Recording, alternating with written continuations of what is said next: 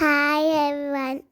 ఈరోజు మా mummy mutton పచ్చడి చేస్తుంది. ఈ పచ్చడి నాకు చాలా ఇష్టం.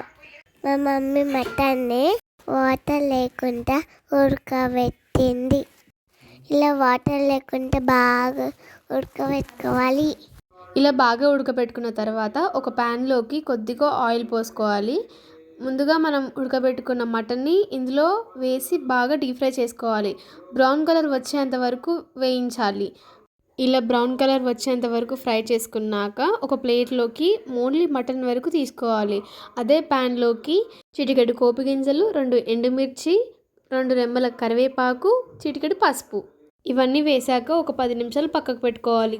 ఇప్పుడు ఆయిల్ చల్లారింది. కొద్దిగా వెల్లుల్లి పేస్ట్, 1 స్పూన్ జీలకర్ర పొడి, 1 స్పూన్ మెంతుల పొడి, 1 స్పూన్ ధనియాల పొడి వేసుకొని బాగా కలుపుకోవాలి. తగినంత కారం వేసుకొని ముందుగా బాగా వేయించుకున్న మటన్ని ఇందులో వేసుకొని కలుపుకోవాలి.